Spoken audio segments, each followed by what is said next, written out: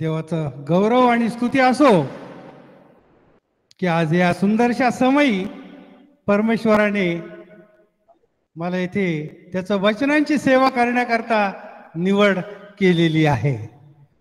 कारण परमेश्वर आमचा किती महान आहे याची अनुभूती आज मी घेत आहे, एवढं निश्चित आहे.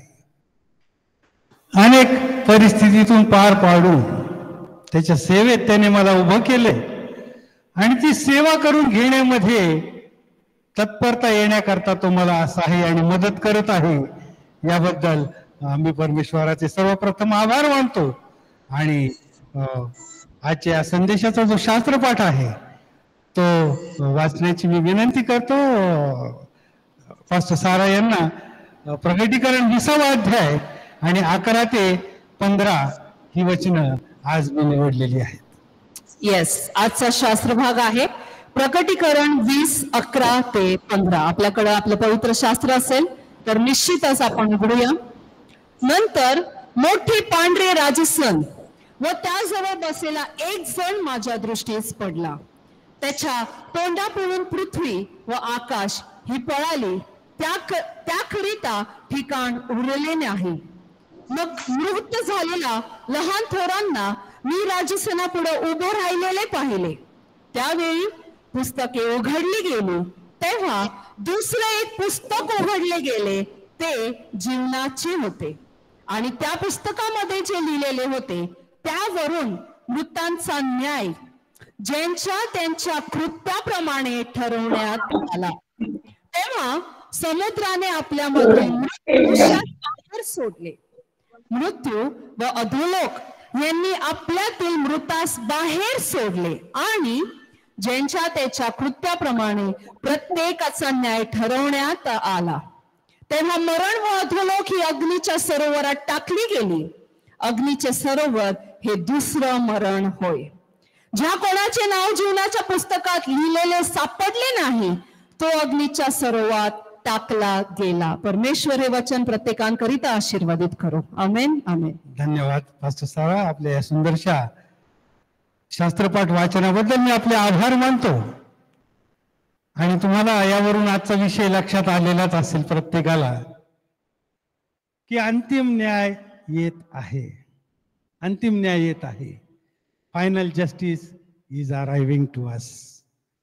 आणि त्याच्यासाठी आम्ही तयार आहोत का याचं थोडक्यात विवेचन मी या संदेशामधून करणार आहे. प्रियांनो, अनेकांनी आपल्या आत्म्याचे पतन करून आपले जीवन धुळीस मिळवले आहे. अनेकांनी आत्म्याचं पतन केलंय.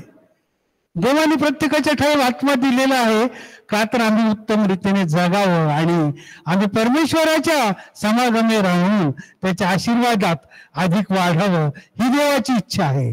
आणि म्हणून अनेकांनी त्याकडे दुर्लक्ष केलं आणि आपलं जीवन धुळीस मिळवलेलं आपण पाहतो.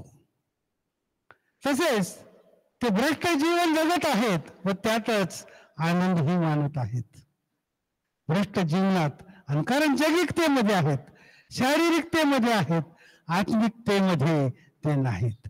आणि म्हणून जैविक गोष्टींचा त्यांना अतिशय आनंद होतो आणि त्यात ते सुखावतात. परंतु प्रियांनो, अशी वेळ येत आहे की देव अंतिम समय, अंतिम निर्णय, अंतिम पानावरील अंतिम विषय हा हाताळणार आहे व त्याच्या पुस्तकाचा शेवट आणि समाप्ती होण्याची वेळ जवळ आलेली आहे.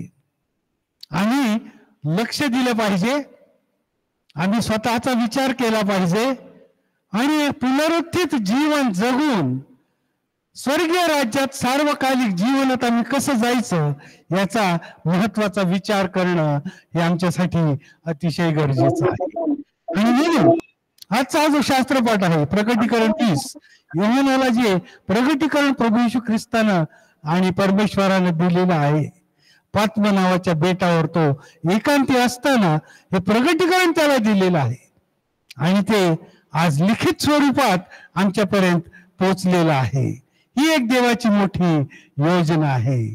कारण आम्ही अज्ञात असू नये, आम्ही कुठल्या गोष्टीपासून आम्हाला माहिती नाही असं आमचं उत्तर येऊ नये याकरता परमेश्वरानं ही योजना आखलेली आहे.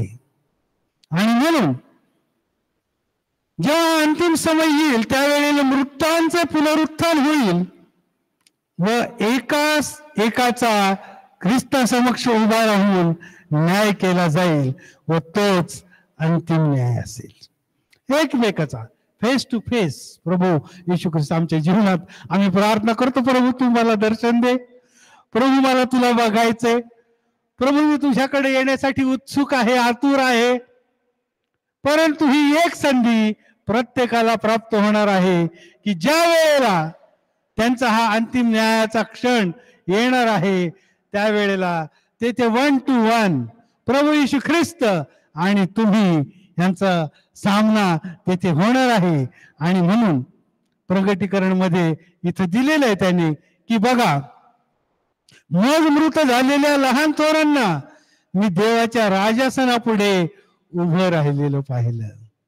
बघा, जे मृत झालेले आहेत त्या सर्वांचा न्याय तर होणारच आहे आणि जे जिवंत आहेत तेही निवडले जाणार आहेत आणि त्यांचाही न्याय होणार आहे. त्याशिवाय सार्वकालिक जीवनाची प्राप्ती आम्हाला होणार नाही. 15व्या वचनात आपण पाहतो याच्या पुढच्या, ज्या कोणाचे नाव जीवनाच्या पुस्तकात लिहिलेले सापडले नाही तो अग्नीच्या सरोवरात टाकला जाईल. फार महत्वाचं आहे हे पुस्तक जे आहे जीवनाचं पुस्तक. आणि आणखी एक पुस्तक देवाकडे आहे ज्याच्यावर प्रत्येकाचं नाव आहे, ज्याच्यावर प्रत्येकाचं, कारण तो म्हणतो मी प्रत्येकाला त्यांच्या त्यांच्या नावाने ओळखतो, तुम्हाला मी माझ्या हातावर कोरून ठेवलेला आहे. आणि जो देव इतक्या बारकाईने आमच्याकडे बघतो, स्वर्गीय राज्यातून आमच्याकडे निरखून पाहत असतो, आमचं अवलोकन करत असतो, निरीक्षण करत असतो, त्या देवापासून आम्ही काही लपवू शकत नाही. कारण त्या पुस्तकामध्ये आमच्या प्रत्येक हालचाली, आमचे विचार, आमच्या कृती याची नोंद परमेश्वराने करून ठेवलेली आहे. एक छोटस उदाहरण सांगतो. एक पालक होते आणि एका छोट्याशा गावामध्ये गेले.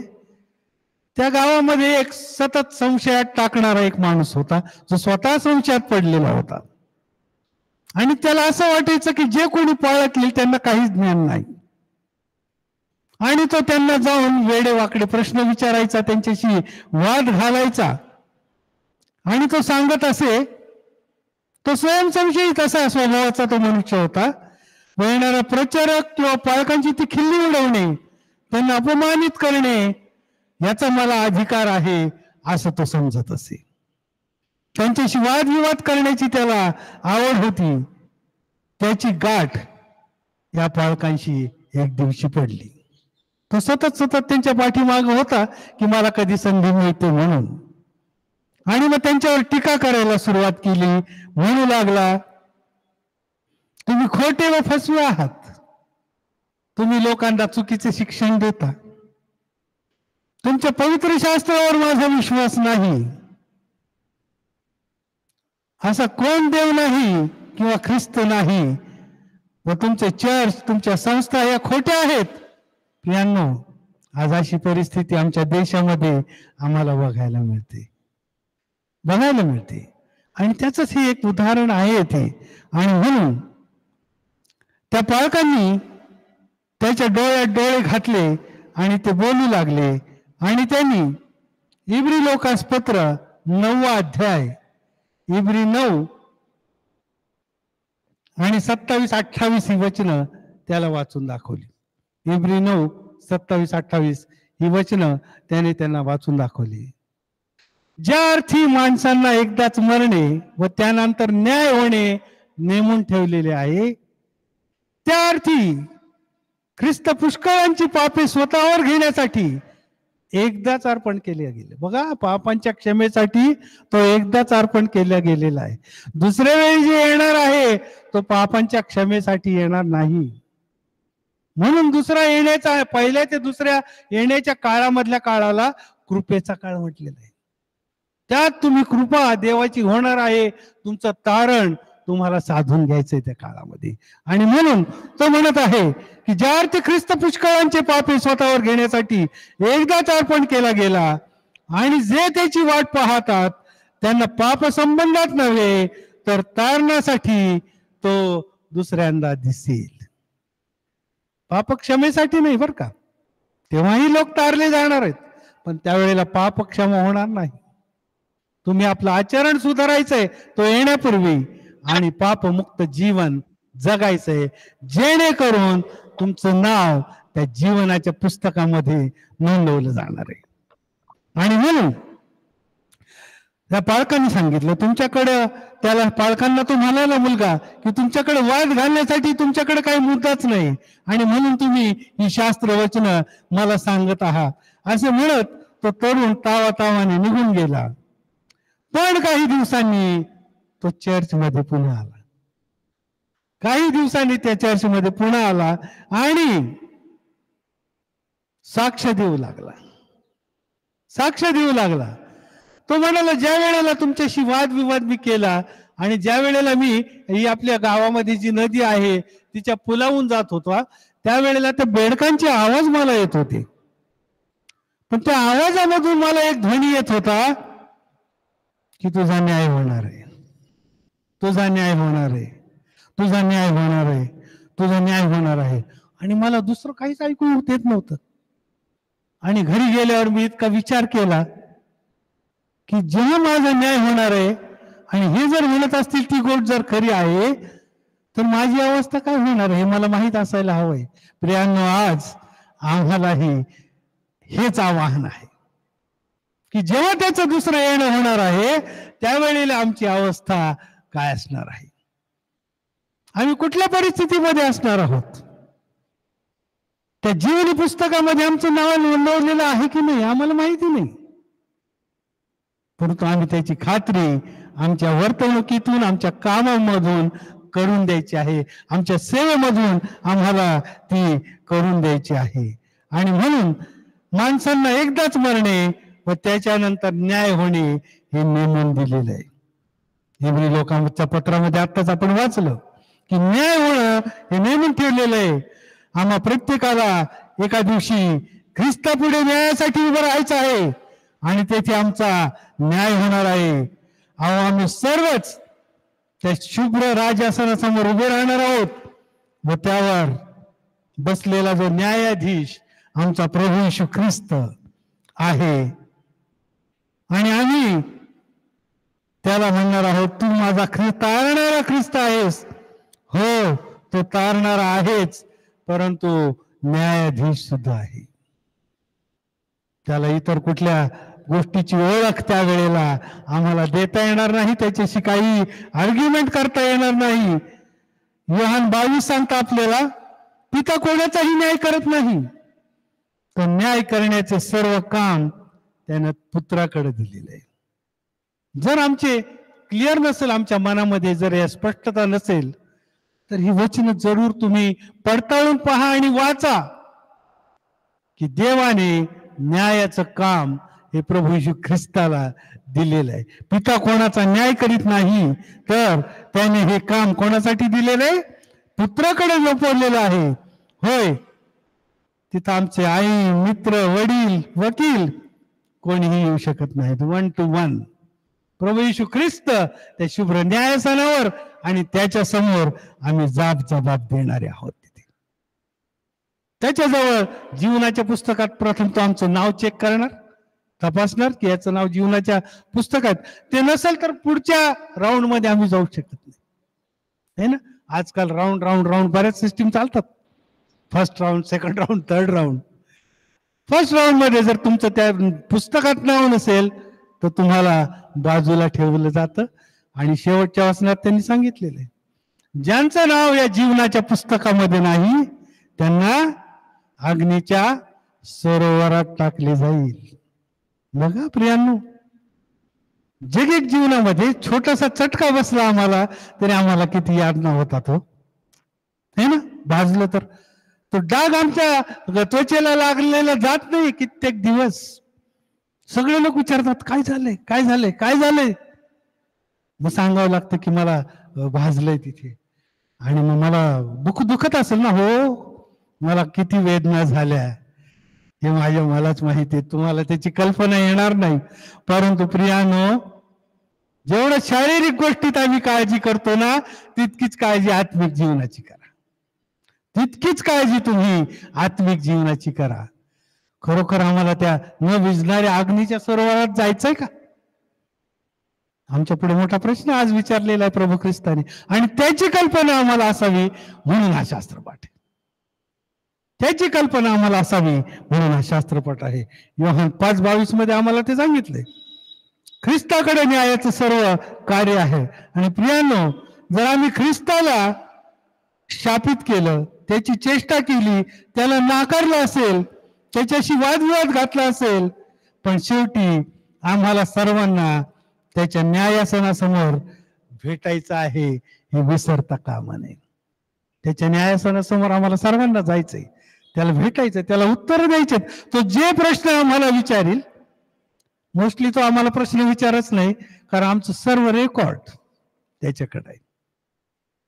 आज जी टेक्नॉलॉजी आमच्याकडे उपलब्ध आहे, CCTV camera, audio system, recording system, ह्याच्यापेक्षा प्रगत सिस्टीम त्यावेळेला प्रभूने या जगामध्ये नेमली, हे लक्षात ठेव.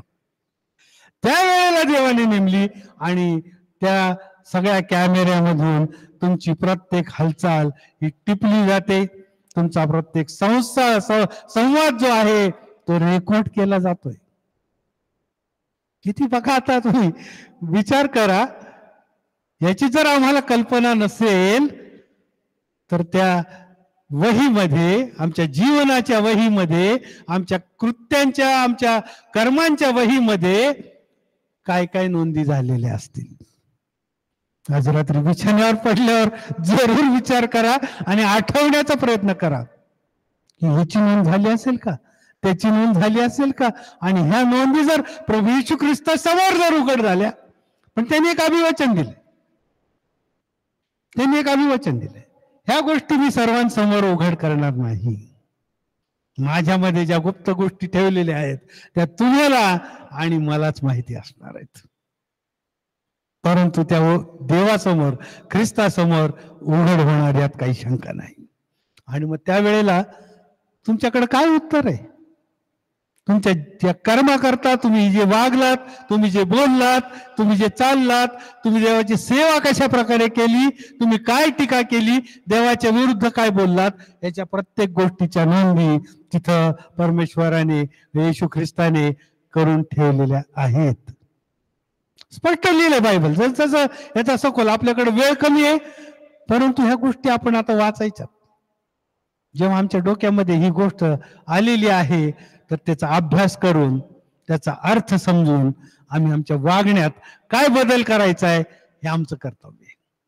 येशूने तुम्हाला अंधारात ठेवलेलं नाही, एकदम अचानक समोर आला प्रश्न विचारले असं नाही. हे सगळं लिहून ठेवलं योहानाद्वारे, त्यांनी प्रगटीकरण केलेलं आहे त्यांनी तुमच्या आमच्याबद्दल.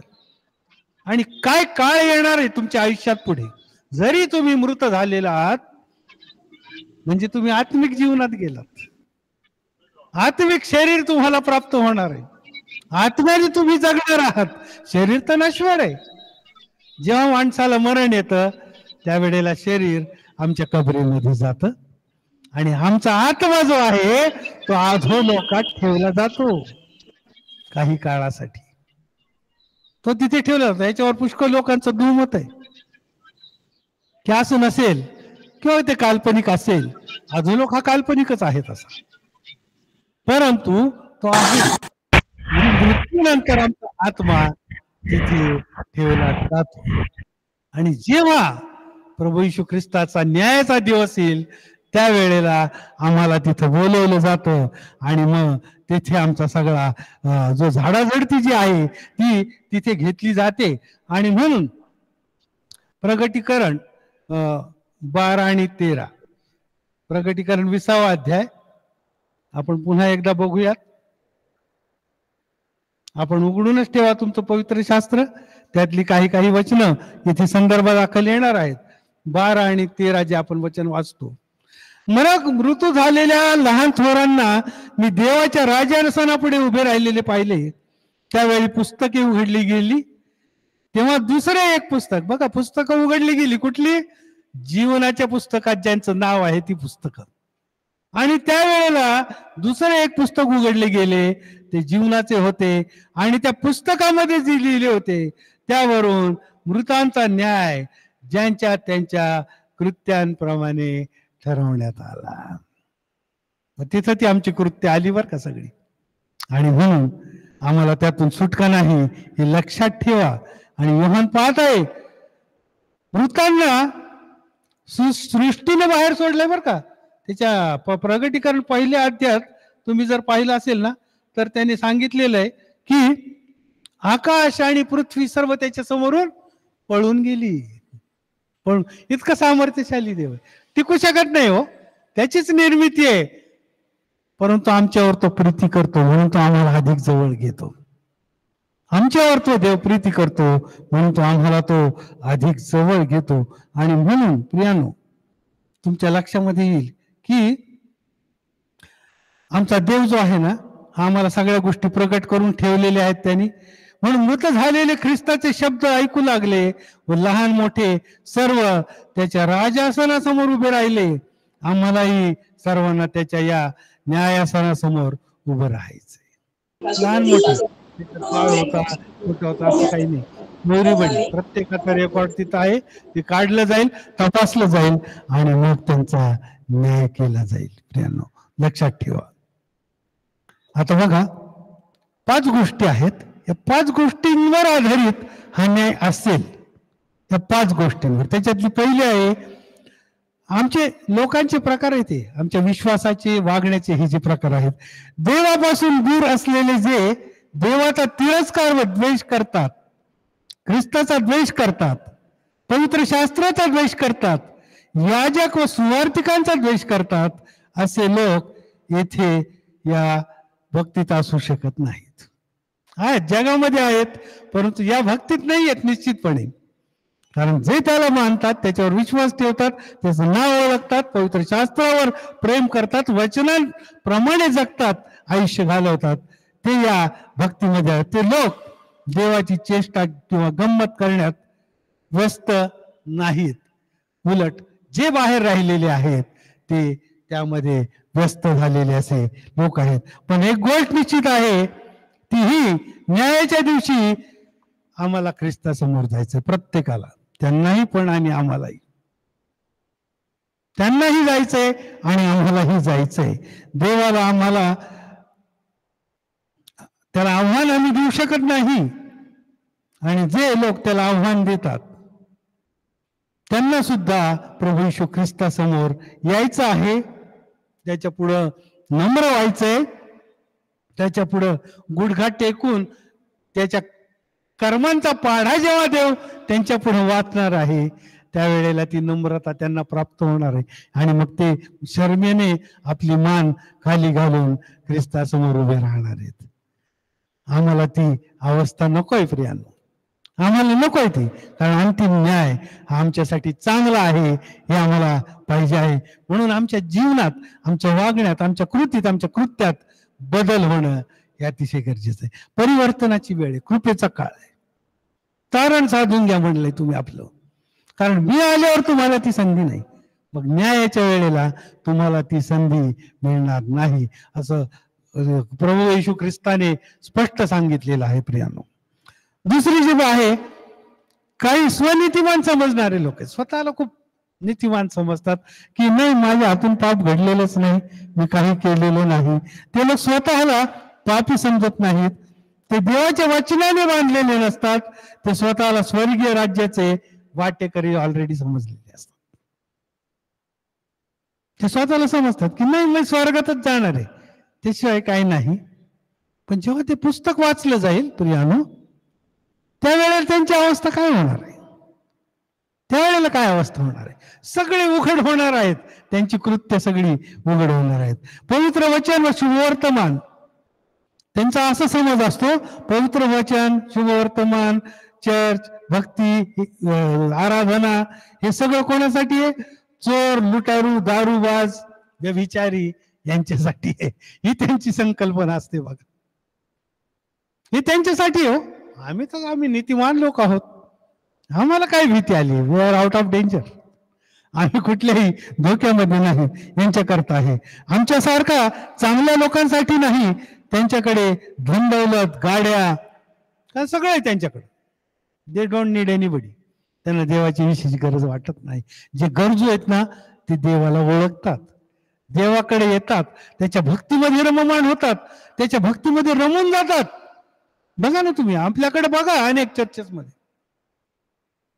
चर्चेसमध्ये बघा, ज्यांच्याकडे सगळं सुबत्ता आहे, सगळं समृद्धी आहे, ते चर्चला येण्याची टाळाटाळ करतात. कारण म्हणतात आम्ही काही वाईट करतच नाही, तर काय जायची गरज आहे.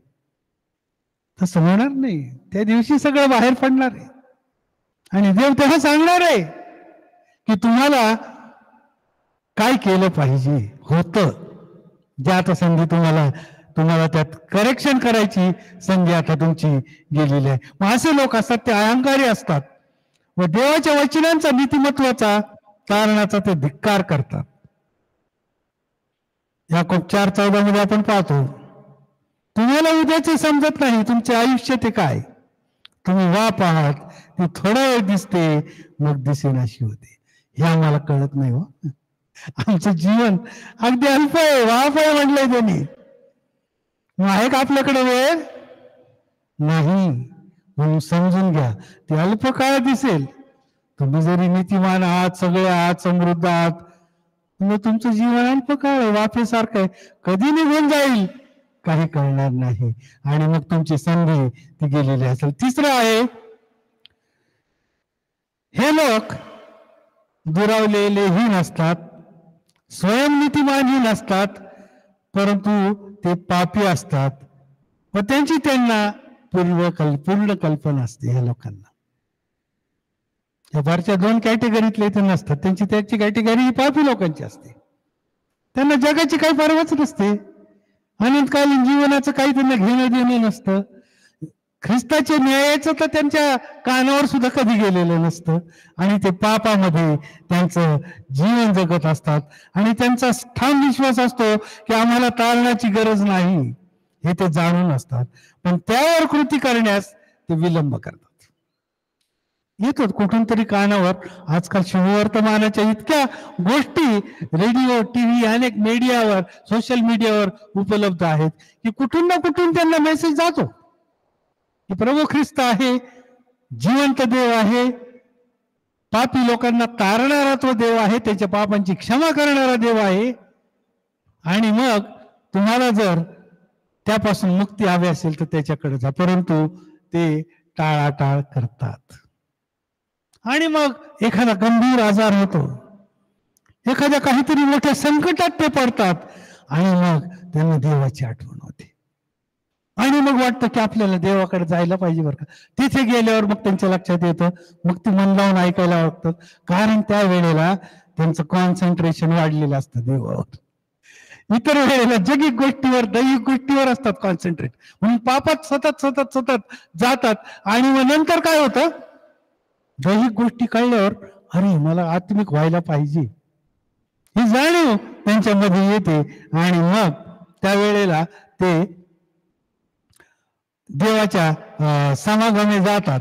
आणि याकोब 4:14 मध्ये सांगितल्याप्रमाणे आमचं जीवन वाफेसारखे आहे व अल्पकाळ टिकणार आहे. त्यामुळे आजच निर्णय घ्या व ख्रिस्ताचा स्वीकार आपला तारणारा म्हणून करा.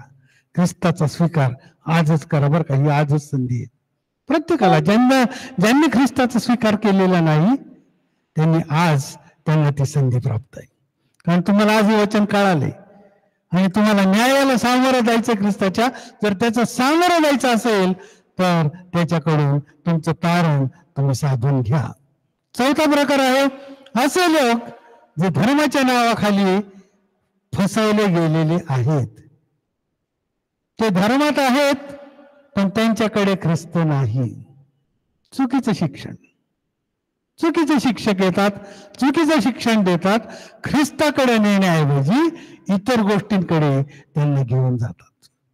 आणि म्हणून ते ख्रिस्ती आहेत, ख्रिस्ती असल्यासारखे वागतात, चर्चला येतात, त्यांचा बाप्तिस्मा झालेला असतो, पवित्र शास्त्र जाणणारे असतात, कदाचित सुवार्थी काही असतील, देवाच्या मंदिराबद्दल विश्वासू असतात, पण त्यांचे नाव चर्चच्या सभासदाच्या यादीत असते, पण कोकऱ्याच्या जीवनाच्या पुस्तकात त्यांच्या नावाची नोंद होत नाही. या पुस्तकामध्ये मात्र त्यांची नोंद होत नाही. आणि न्याय तर सुरुवातीला सांगितलं, ज्याचं नावाची नोंद आहे त्याला सेकंड राऊंड प्रभू येशू ख्रिस्ताबरोबर समोरासमोर बोलायचं. ज्याचं नाव नाही ते झाले बाजूला सगळे. तर प्रियांनो, हे लक्षात ठेवा, ह्याची कल्पना प्रत्येकाला असणं गरजेचं आहे. आणि खूप धार्मिक आहोत ही संकल्पना मनात ठेवून चालणं, तुमचं कर्म, तुमची कृती, तुमचं कार्य ख्रिस्ताला आवडणार असणं हे अतिशय गरजेचं आहे. तुमची भावना काय आहे याच्याकडे परमेश्वर बघत नाही. कोकणाच्या जीवनाच्या पुस्तकात त्यांचं नाव असणं गरजेचं आहे. तिथे नोंद नसते. सैतान तुमचे नाव चोरतो. अनेक वेळा सैतान तुम्हाला बहकवतो आणि तुमचं नाव त्या पुस्तकातून चोरून घेतलं जातं. हा स्वर्गात जाण्याचा मार्ग नाही, पण स्वर्गाकडे जाण्याचा रस्ता दाखवणारे चिन्ह आहे. प्रियांनो, चर्च काय माहिती? चर्च स्वर्गात जाण्याचा मार्ग नाहीये बरं का, लक्षात ठेवा. But it is a signage.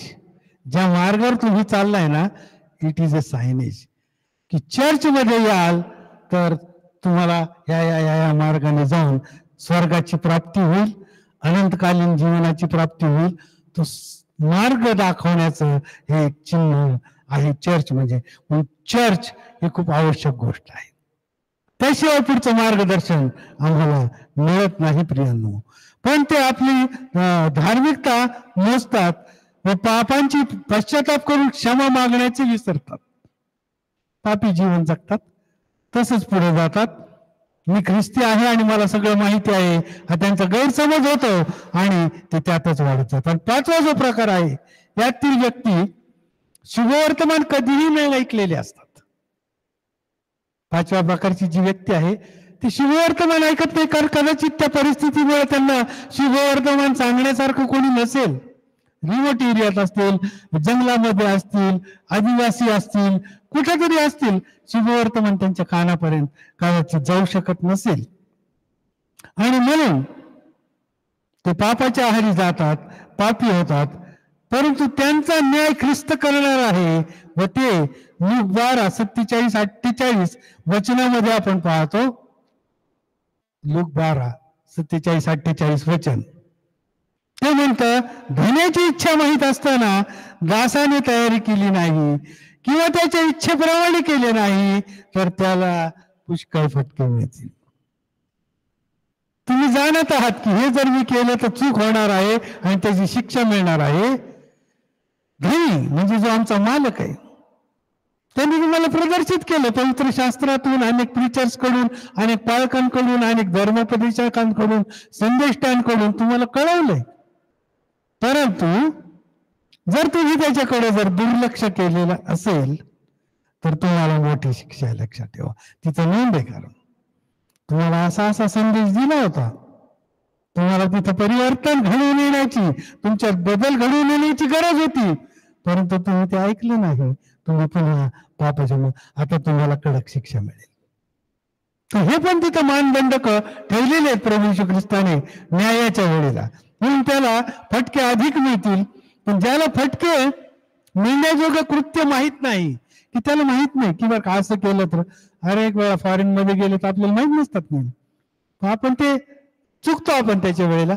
परंतु त्या वेळेला तेही त्याच दृष्टीने विचार करतात की नाही, ह्याला माहिती नाही, हा नवीन आहे. आणि म्हणून प्रभू येशू ख्रिस्तही तसंच म्हणतो, त्याला मग सौम्य शिक्षा आहे, त्याला सौम्य शिक्षा आहे, त्याला त्याच्या इतकी कडक शिक्षा नाही त्याच गुन्ह्यासाठी. प्रियांनो, लक्षात ठेवा, अशा प्रकारचे काही लोक असतात. आणि म्हणून आम्ही चर्चला जातो, ग्रुपमध्ये जातो, भक्ती करतो, तर आम्हाला देवाची इच्छा माहित आहे. मग तरी जर आम्ही त्याच्याप्रमाणे वागलो नाही तर आम्हाला मोठी शिक्षा आहे. तरी जर नाही वागलं, कशासाठी? इतके ग्रुप आहेत आपले. आज हे पंचक आहे, आमच्या ग्रुपचं पंचक.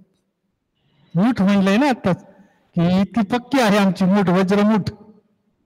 पाच एकत्र येऊन आम्ही सुंदर भक्ती घेतोय, सुंदर गीत आराधना करतो, सुंदर संदेश, सुंदर वचन, आमचे डोळे उघडणारे संदेश कित्येक या ग्रुपवर आम्हाला सांगितले जातात. पण आम्ही जर तिकडे दुर्लक्ष करतो तर आम्हाला शिक्षा अधिक आहे. न्यायाच्या वेळेला अधिक शिक्षेस पात्र आम्ही ठरतो.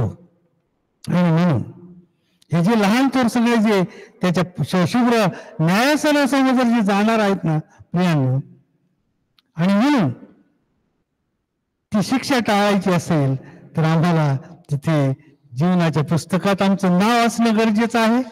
आणि आम्ही आमच्या ज्या पुस्तक आहे, आमच्या ज्या कर्माचं किंवा कार्याचं किंवा आमच्या कृतीचं, त्याच्यामध्ये आमच्या नोंदी चांगल्या होणं हे अतिशय आवश्यक आहे. उपदेशक 12:14 मध्ये आपण बोलतो, सर्व बऱ्या वाईट गुप्त गोष्टींचा न्याय करताना देव सगळ्या कृत्यांची झाडाझडती गेली. अनेक गुप्त गोष्टी असतात, सिक्रेट्स असतात, प्रत्येकाच्या ठाई आहेत. पती पत्नी, भाऊ भाऊ, भाऊ बहीण, प्रत्येकाच्या गुप्त गोष्टी असतात. त्या कदाचित आपण एकमेकात शेअर करत असू, परंतु आम्हाला वाटतं की जगाला काहीच माहिती नाही याच्याबद्दल, गुप्तता राखली जाते. परंतु त्या जीवनाच्या पुस्तकात या सगळ्या गुप्त गोष्टींची नोंद झालेली आहे, हे विसरता कामा नये. हे आम्ही विसरायचं नाही. आणि म्हणून प्रियानो, बऱ्या वाईट गुप्त गोष्टींचा न्याय करताना देव सगळ्या कृत्यांची झाडाझडती घेईल. सगळ्या कामांची झाडाझडती घेणार आहे देव. Nothing will escape. त्यातून सुटका काही होणार नाही हे लक्षात ठेवून त्यावेळेला तो तुम्हाला त्याचा जबाब द्यायचा आहे. होय प्रभू, यामुळं माझ्या हातून हे पातक घडलं, कबुली करायची, क्षमा मागायची, क्षमा द्यायला तो तयार आहे. तो क्षमा द्यायला तयार आहे. तेथे रोमकारात पत्र 2:16, ज्या दिवशी देव माझ्या सुवार्थेप्रमाणे येशू ख्रिस्ताद्वारे, पाऊल म्हणतोय, माझ्या सुवार्थेप्रमाणे येशू ख्रिस्ताद्वारे माणसाच्या गुप्त गोष्टींचा न्याय करेल, त्या दिवशी हे सगळं दिसून येईल. मग त्या गुप्त गोष्टी कधी उघड होतील? ज्या वेळेला ख्रिस्त न्याय करेल तेव्हा त्या उघड होणार आहे, ते लक्षात घ्या. आणि म्हणून इतरांना माहीत नसलेल्या सर्व गुप्त गोष्टी ख्रिस्ताला माहीत आहेत व त्याने प्रत्येकाच्या नावाने पुस्तकात लिहून ठेवलेल्या आहेत. देवाला आमची सर्व गुपिते माहिती आहेत. देवाकडून काही लपलेलं नाही हो, सर्व गुपिते त्याच्याकडं त्याला माहिती आहेत. आणि देव आम्हाला त्या गुपितांच्या द्वारे बऱ्याच गोष्टी त्यावेळेला सांगणार आहे. म्हणून लक्षात ठेवा, आमचं आचरण शुद्ध आणि देवाला आवडणार असणं, आमची कृत्य, आमची सेवा त्याला आवडणारी असणं हे अतिशय गरजेचं आहे. कारण त्याच्याकडे आमच्यापेक्षा अगदी प्रगत अशी तांत्रिक ज्ञान आहे आणि यंत्र पण आहेत तशी. त्यामुळे सगळं त्याला माहिती होतं. मत्ती 12:36, मी तुम्हाला सांगतो, माणसे जो व्यर्थ शब्द बोलतील त्याचा हिशोब त्यांना न्यायाच्या दिवशी द्यावा लागेल. आपल्याला वाटतं आपण शब्द बोललो, हवेत विरले, संपलं, ओरल ओनली, नथिंग रिटर्न, लिहिलेलं काहीच नाही, फक्त ओरल, संपलं, हवेत गेलं. त्या प्रत्येक गोष्टीची ऑडिओ रेकॉर्डर देवाचा सगळ्यात सेन्सिटिव्ह आहे, लक्षात ठेवा. एक शिवी दिली तिची नोंद झाली तिथं, कोणाला शाप दिले तिची नोंद झाली तिथं, कोणाला तुम्ही धिक्कार केला तिची नोंद झालेली आहे तिथं. बोलला फक्त तुम्ही.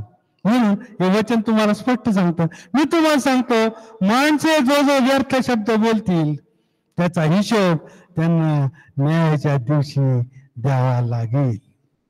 बघा आता कोणाला काय काय बोललोय. आठवा आज रात्री ती वेळ आहे. आठवा सगळे आणि देवाकडं त्याच्याकरता क्षमा मागा, क्षमा देणार आमचा देव आहे.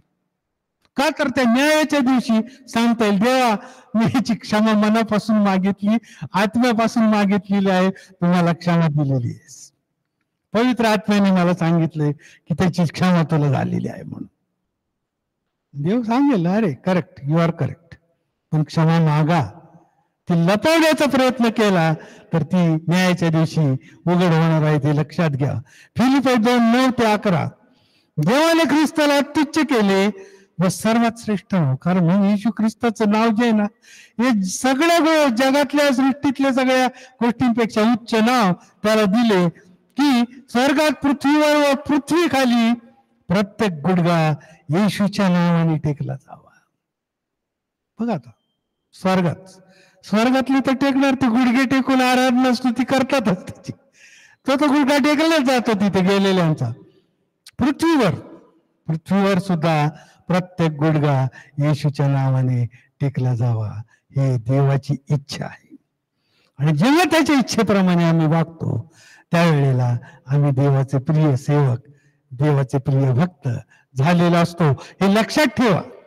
आणि म्हणून प्रत्येक गुडघा येशूच्या नावाने टेकला जावा व देव पित्याच्या गौरवासाठी प्रत्येक जिभेने येशू ख्रिस्त हा प्रभू आहे असे कबूल करणे गरजेचं आहे.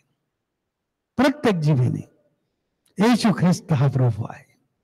आणि जेव्हा आम्ही प्रभूला आमचा तारणारा म्हणून मानतो, आमचं तारण झालेलं असतं, त्याने आम्हाला तारण दिलेलं असतं. निर्गम 20:7 मध्ये आपण पाहतो, परमेश्वराचे नाव व्यर्थ घेऊ नकोस, कारण जो परमेश्वराचे नाव व्यर्थ घेईल त्याची तो गाय करणार नाही. देवाची शपथ घ्यायची नाही, त्याचं नाव व्यर्थ घ्यायचं नाही. पण जर तुम्ही घेतलं व्यर्थ नाव, की उगाच देवाचं नाव घ्यायचं गमती गमतीत, नाही, व्यर्थ नाव घ्यायचं नाही. जर घेतलं तर तो तुमची न्यायाच्या दिवशी गाय करणार नाही, हे लक्षात ठेवा प्रियानो. लूक 12:2-3 मध्ये पाहतो, जे उघडे होणार नाही असे काहीही झाकलेले नाही. नो सिक्रेसी, काही गुप्तता नाही. जे उघडे होणार नाही असं काही झाकलेलं नाही देवापुढं, ख्रिस्तापुढं काही झाकलेलं नाही, हे लक्षात ठेव. लूक 12:2-3 असे काही झाकलेले नाही. जे कळणार नाही असे काही गुप्त नाही. बघा, स्पष्ट अगदी, ह्याच्यात फार विश्लेषण करायची गरजच नाही. त्याच्या पुढे काही गुप्त नाही, कळणार नाही असं काही नाही. जे काही तुम्ही अंधारात बोललात ते उजेडात ऐकण्यात येईल. अंधारात जरी कुजबूज केली तरी त्याला ऐकू जाते. व्हेरी सेन्सिटिव्ह ऑडिओ रेकॉर्डर, सगळ्यात सेन्सिटिव्ह ऑडिओ रेकॉर्डर आमच्या प्रभू येशू ख्रिस्ताने लावून ठेवलेला आहे. त्यामुळे लक्षात ठेवा प्रियांनो, जर अंधारात बोललात तर उजेडात ऐकण्यात येईल. आणि जे तुम्ही आतल्या कोठड्यात, म्हणजे भिंतीलाही कान असतात, आपण म्हणतो, पण त्या कानाच्या पलीकडची, त्या भिंतीच्या कानांच्या पलीकडची ही गोष्ट आहे, लक्षात ठेवायला हरकत नाही. तर जे तुम्ही आतल्या कोठड्यात जाऊन कानात सांगितले ते धाब्यावर गाजवले जाईल. म्हणजे जेवढी गुप्तता राखायला जाईल तेवढं ते सगळ्यांकडे जाहीर होणार आहे प्रियांनो. आणि म्हणून ह्याच्याकडे लक्ष ठेवा. देवाचे व्हिडिओ ऑडिओ सिस्टीम अत्यंत प्रगत आणि सेन्सिटिव्ह आहेत प्रियांनो. त्याच्या न्यायासमोर आमचे सर्व व्हिडिओ ऑडिओ हे लावले जाणार आहेत, सगळे लावले जाणार. पण तुम्ही बी ख्रिस्त असणार तिथं, आणि मग खाली मान घालण्याशिवाय पर्याय राहणार नाही. आम्हाला ताटमानेने जायचं, प्रभू मी तुझ्या नीतिमत्वात चाललो, प्रभू मी तुझ्या इच्छेप्रमाणे चाललो, प्रभू मी पापापासून दूर राहिलो आणि पापमुक्त जीवन मी जगलो. वा, प्रभू येशू ख्रिस्त आनंदित होईल आणि म्हणेल, वा शाबास भल्या दासा, तू विश्वासू राहिलास आणि त्या विश्वासाने तू मला आवडणारी कृती केलीस. आणि म्हणून फार महत्वाचं आहे प्रियांनो.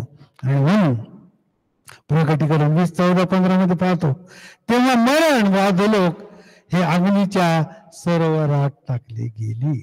मरण नाहीसे केले, मरणाची नांगी क्रुसावर त्यांनी मोडलेली आहे. आणि नंतर जेव्हा तो दुसऱ्या वेळेस येणार आहे तेव्हा तो हे मरण जे आहे तो काय करणार आहे, अधो लोकात त्या सरोवरामध्ये त्या टाकणार आहे. रोम 14:11-12 मध्ये म्हणतो, हो प्रियांनो, आम्हाला ख्रिस्तासमोर गुडघा टेकून देवाचे स्तवन करून आपल्या प्रत्येकाचा स्वतःविषयीचा हिशोब देवाला द्यायचा आहे. आमच्या कृत्यावरून ख्रिस्त आमचा न्याय निवाडा करेल. प्रियांनो, आमचे तारण जसे ख्रिस्ताच्या कृपेने व त्यावर विश्वासाने झाले तसा न्याय कृपा व विश्वास याद्वारे होणार नाही. तारण कृपेने विश्वासाच्या द्वारे झाले, पण न्याय तसा होणार नाही. तर आमच्या सर्व कृत्यांचा, वागण्याच्या, विचारांच्या, बऱ्या वाईट गोष्टींचा विचार करून, कृतीचा विचार करून, कर्मांचा विचार करून ते होणार आहे, हे लक्षात ठेवा प्रियानो. आणि म्हणून एवढी 30-31 मध्ये म्हणतो, देव म्हणतो सूड घेणं माझ्या हातात आहे. बरीचशी पाप जी आहे ना, आम्ही जगिक गोष्टीमध्ये सूड घेण्याच्या कारणामुळे होतात. बरीचशी पाप होतात, पण तो म्हणतो सूड घ्यायचं काम माझं आहे, तुम्ही सोडून द्या माझ्यावर सगळ्या गोष्टी, तुम्ही पापात कशाला पडताय, तुम्ही पापात जाऊ नका ना, सूड घेणं माझ्या हातात आहे, मी फेड करीन, असं प्रभू म्हणतो. परमेश्वर आपल्या लोकांचा न्याय करील. जिवंत देवाच्या हाती सापडणे हे भयंकर आहे प्रियांनो. देवाचा पवित्र आत्मा व ख्रिस्त आपल्या अंतःकरणाशी, हृदयाशी बोललेला आहे. आपल्या पापांची क्षमा त्याने वधस्तंभावरून केलेली आहे. आजचा संदेश आपल्याला ख्रिस्ताविषयी, त्याच्या एका मोठ्या गोष्टीविषयी सांगत आहे की तो न्यायाधीश म्हणून येईल आणि आम्हाला त्याच्या समोर उभं राहायचंय. आणि या भक्तीतून बाहेर पडताना ख्रिस्ताने आपल्या पापांची त्याच्या मौल्यवान रक्ताच्या सांडण्याने, त्या कृपाळू ख्रिस्ताचे रक्त तुम्ही आपल्या पायाखाली तुडवून जात आहात काय, याचा विचार करा. जर तुम्ही म्हणत असाल की मला देव नको, ख्रिस्त नको, तारण नको, हे तुम्ही पवित्र आत्म्याला जर म्हणत असाल, तर आणखी एक खिळा प्रभू येशूच्या वधस्तंभावर तुम्ही ख्रिस्ताला मारत आहात. त्याला आणखी एक खिळा तुम्ही मारत आहात आणि अजून रक्तबंबाळ करत आहात, हे लक्षात ठेवा प्रियांनो. तुम्हाला आपल्या वाचण्याची एक संधी प्रभू येशू ख्रिस्त निश्चित देत आहे. आणि म्हणून आजच आम्हाला आमचे डोळे उघडायचे आहेत. मत्ती 10:33 ख्रिस्त म्हणतो, पण जो कोणी माणसासमोर मला नाकारेल, त्याला मीही स्वर्गातील पित्यासमोर नाकारेल. जेव्हा मी त्याला टाळतो, नाकारतो, स्पष्ट वचन दिलेलं आहे. जो मला नाकारेल त्या पित्यासमोर मी त्याला नाकारेल. म्हणजे आमचं झालं, त्या पुस्तकातलं नाव नाहीच होणार आहे. आणि जो मला सर्वांसमोर स्वीकारेल, मी त्याला पित्यासमोर स्वीकारेल. त्याची नोंद त्या पुस्तकामध्ये होणार आहे, हे लक्षात ठेवा प्रियानो. आणि म्हणून एकदा त्याने आमच्यासाठी जीव दिलाय, पुन्हा पुन्हा आमच्यासाठी जीव द्यायला तो येणार नाही, हे लक्षात ठेवा. त्या आगीमधून होर पळून तो गेलेला आहे. हो, एकदा सगळं तुम्ही पाहिलं, क्रुसावर जाण्यापूर्वी आणि जाताना त्याचे काय हाल त्या लोकांनी केलेले होते. त्या अग्नीतून, त्या वेदनांमधून ख्रिस्त गेलेला आहे. आणि एक छोटस उदाहरण देतो, आणि त्यात कसं वाचायचंय हे आम्हाला माहिती आहे. आणि म्हणून जंगलामध्ये, तिकडं आफ्रिकेच्या जंगलामध्ये गवत असतो मोठं मोठं, आणि काही प्रवासी त्यातून चाललेले असताना त्या गवताला आग लागली आणि ती आग भडकली आणि पुढं पुढं पुढं त्यांच्या बाजूला येत राहिली ती आग. आणि मग आता कसं काय करायचं, आपण या गवतात आहोत, आपण जळून मरून जाऊ, ही भीती त्यांना वाटली. पण त्याच्यातला एक जण म्हणला, नाही आपण याच्यातून वाचू शकतो. म्हटलं कसं वाचू शकतो, एवढे आपण विझवू नाही शकत एवढं सगळं वणवा पेटलेलं, हे गवत पेटलेलं. तुम्हाला हरकत नाही, काळजी नका करू म्हणला. त्यांनी काय केलं, मागं गवत जळत येते, पुढच्या गवताला आग लावली. त्यांच्या पलीकडचं जे गवत होतं त्याला आग लावली त्याने, आणि ते जळत जळत येत होतं हळूहळू. समोरचं बरचसं गवत जळालं, जळत चाललं पुढे पुढे पुढे पुढे पुढं. आणि जसजसं ते गवत जळून विझत होतं, त्यांनी सांगितलं, आता हे विझलेल्या गवतावर पाय ठेवून पुढे चाला. हे जे विझलेलं गवत आहे ना, त्याच्यावर पाय ठेवून पुढे चाला, कारण ही आग आली ना, ही मागं आपण जिथं ही पेटवलंय ना, तिथपर्यंत येऊन थांबणार आहे, ती पुढे येऊ शकत नाही. कारण तिथं जळण्यासाठी काही शिल्लक ठेवले नाही आपण. आणि आपण ही जशी जशी आग पुढं जाईल जळत आणि विझत, तसं चालत चालत पुढे जाऊ आणि आपला बचाव होईल. ख्रिस्ताने एकदा आमच्यासाठी या आगीमध्ये आम्हाला त्याने अनुभव दिलेला आहे. त्याच्या मरणाद्वारे आमचं जीवन आमचं तारलेलं आहे. आम्हाला पुनर्जीवनाचा मार्ग त्यांनी दाखवलाय, अनंत काळचा मार्ग, पापमुक्त जीवनाचा मार्ग प्रभू येशू ख्रिस्ताने आम्हाला दिलेला आहे. पुन्हा पुन्हा त्या विझलेल्या आगीवर उभा राहायचंय, त्याची जाणीव अंतःकरणात करून घ्यायची की माझ्यासाठी माझ्या ख्रिस्ताने प्राण दिलाय, म्हणून मी आज पापमुक्त आहे आणि मी यापुढे हेच जीवन जगेन. माझ्या जीवनाच्या पुस्तकात कुठली गैर प्रकारची नोंद मी होऊ देणार नाही. प्रियानो, आज आम्ही देवाला विनंती करू की प्रभू माझ्या मनाचं परिवर्तन कर, माझ्या कृतीमध्ये परिवर्तन घडून येऊ दे. मला हे कळालेलं आहे अंतिम न्याय काय कसा कुठे होणार आहे आणि कशा प्रकारे होणार आहे, त्याला तोंड देण्याकरता तू मला सिद्ध कर. तुझं दुसरं जेव्हा येणं होईल त्यावेळेला त्या जीवनाच्या पुस्तकात आमचं नाव लिहिलेलं असेल आणि आमच्या जी नोंदवही आहे तुझ्याकडे असलेली, तिच्यात आमच्या सगळ्या नोंदी तुला आवडणाऱ्या होणार आहेत. हो प्रियांनो, आपण मी एक प्रार्थना थोडक्यात म्हणायला सांगतो. मी आपल्या आपल्या जागेवर आपण म्हणा आणि त्यानंतर हा संदेश आपण संपवणार आहोत. आपण प्रार्थना करू. हो प्रिय पित्या, आम्हाला तुझ्या न्याय होण्यापूर्वी, त्या न्यायालयापूर्वी सर्व गोष्टी पूर्ण करायच्या आहेत. आम्हाला त्या विझलेल्या अग्नीच्या जागेवर घेऊन जा. मी ख्रिस्ताकडे येत आहे, तुझ्या वधस्तंभाकडे येत आहे. मी माझे अंतःकरण व विश्वास तुलाच देत आहे. माझा तुझ्यावरील विश्वास मला न्यायापासून वाचवणार आहे प्रभू. होय प्रभू, आमच्या पापांची क्षमा तू वधस्तंभावर प्राण अर्पण केलेली आहेस. हे प्रभू, तू माझ्या अंतःकरणात ये. माझ्या पापांची खंडणी ख्रिस्ता तू वधस्तंभावरून चुकती केलेली आहेस. आता हे प्रभू, एका छोट्या लेकरा समान मी तुझा स्वीकार माझ्या अंतःकरणात करत आहे. देवा, माझ्या हृदयात ये व मला वाचव. मी सर्वांसमक्ष तुझा स्वीकार करत आहे, तूही माझा स्वीकार कर. अशी कळकळीची विनवणी मी गुडघ्यावर येऊन हात वर करून तुझ्याकडे करत आहे. सर्व समक्ष तुझ्या नावात प्रभू ही प्रार्थना मी केलेली आहे, म्हणून तू ऐक. आमेन, आमेन, आमेन.